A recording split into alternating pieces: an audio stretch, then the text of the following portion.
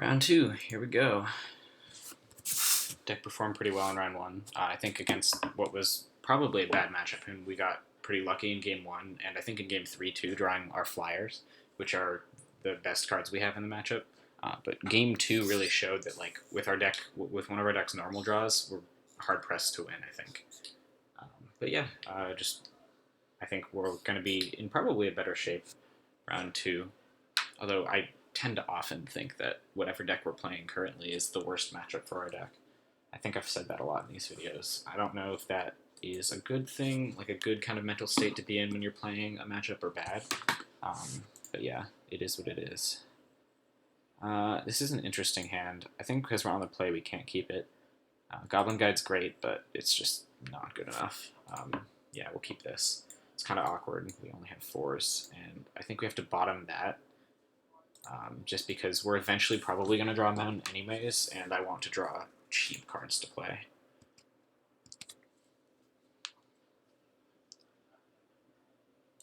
That is not cheap, but it is a non-land card. Yeah, this is not looking good for us. I don't think we should have mulliganed to 5, though. Yeah, see what I mean about probably drawing another land naturally. Alright, this looks to be a similar deck to what we faced against last round, although it could be very different. It looks more Gruul-based rather than straight gem tokensy.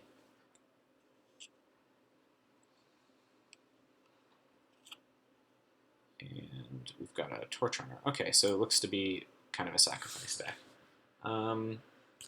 Here, I think I'll play Noble and just try to block with it and then maybe Entomber it back. Entomber is a good draw for us. It's a 2-for-1, which is good in a hand with a lot of lands. I'll save Outrage for something better other than the Maniac. Could also just trade it with Maniac, although I think I'd rather trade it with Torch Runner. I could be wrong about that, though. Getting Torch Runner off the table with, like, minimum value as quickly as you can is usually a good idea. Yeah, I'll take the trade here. Also, 2 guys die, so we get 2 triggers.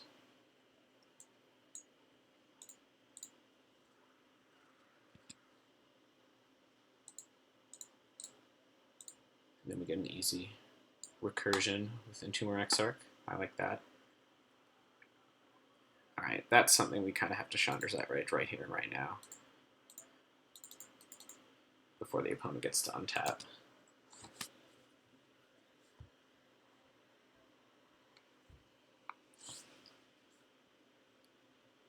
Alright, that's an interesting one. I think, yeah, we want to Regrowth instead of, or we want a Gravedigger instead of getting a card, because our opponent only has 2 cards and they're in red and green, so they could easily have just 2 creatures in hand. And this is kind of guaranteed value for us. There's probably a lot of situations where if I knew the opponent's hand, I would want to take a non-creature, but I think this is the more consistent play that will for sure get us value. Yeah, our opponent looks to be in a very similar deck to what we faced last round, so it's not a good sign based on my speculation, but we won last round, so we can certainly win this one. Flyers are going to be important. Oh, like that one. I think we have 7 lands, right? Yeah, okay, so we can play out both of these. It's a good turn. Maybe we should have played Noble first. There's no 1-mana removal, though, so we're fine. I'll probably trade Noble for Tatamunch here if I need to. Yeah, I might not, actually. Yeah, I think I won't. I think that's the better play.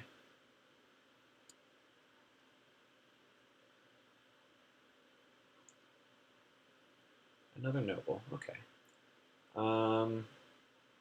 Yeah, here we could Trader's Instinct, but I don't think that's going to be very good. That would be 4, 5, 6, 7, 8, 9 damage. Yeah, that's not good enough. We're just going to save the Instinct. We're going to attack with both. The opponent likely blocks Spectre. Or they could just discard a land. That's also true.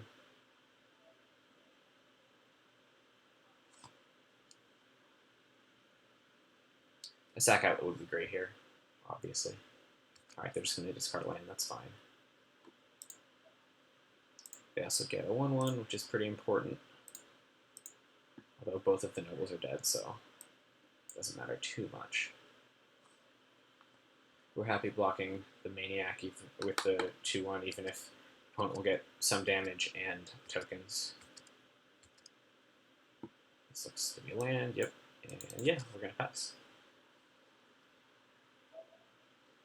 Instinct is going to be a good play if life total becomes the main factor in this game, which it seems like it might. Opponent attack with just token, yeah, we're just going to take that.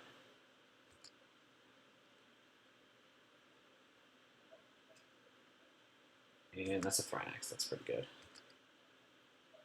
Sack Outwit, ooh, we can't quite deal with that Thrynax, but we can next turn, so we'll take that play next turn.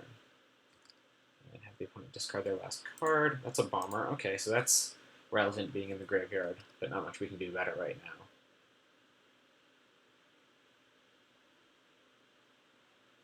Okay, opponent's going to combat without unearthing the bomber. So that either means that they just want to activate the Maniac or they have something else in mind. So I think we probably just want to block the Thrynax and sack Dregscape. That forces the opponent to activate the Witch, or actually we could just block the Witch. Yeah, that's better. I like that. Okay, so we're taking 3, 4, 5, 6, but then we're going to be able to take the Thrynax and sacrifice it, hopefully.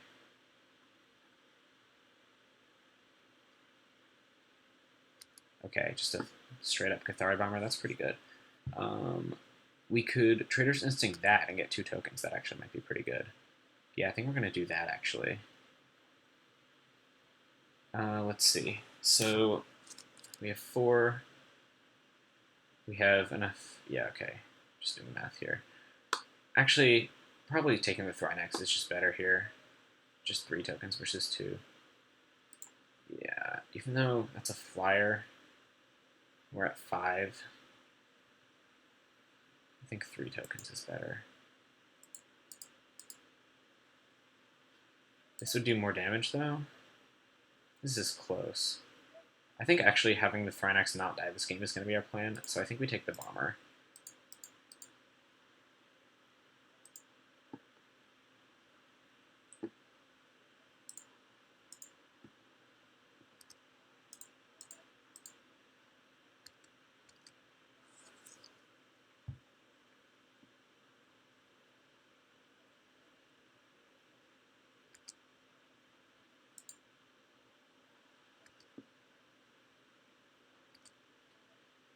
And then the opponent can unearth the bomber, but we look to have them dead this turn, hopefully. They don't draw something very good.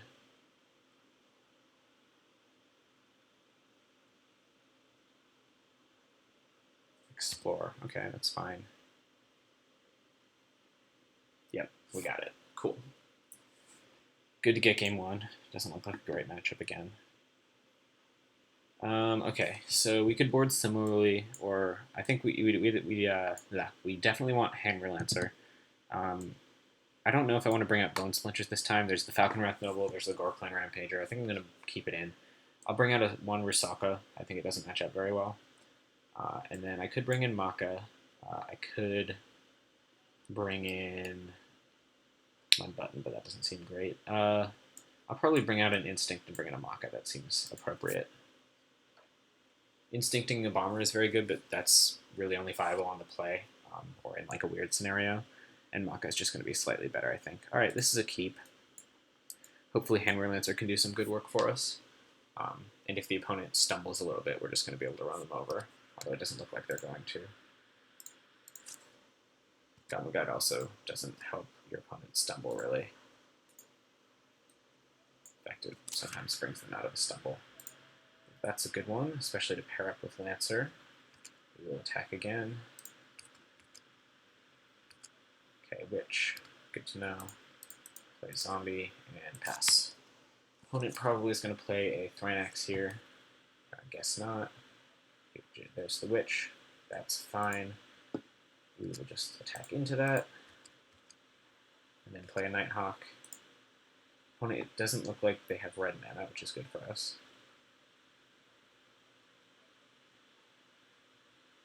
Blocking the Goblin Guide, I'm happy with that.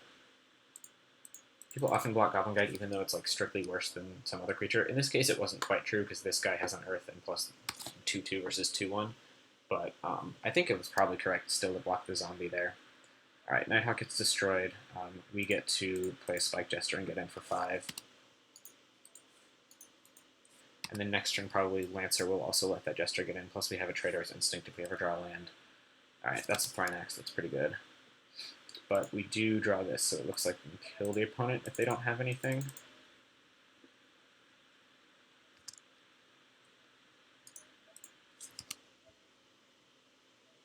Looks like we got there. Yeah, okay, we got there. Sweet. Alright, we're going to look to 3-0 next round. I will see you guys then.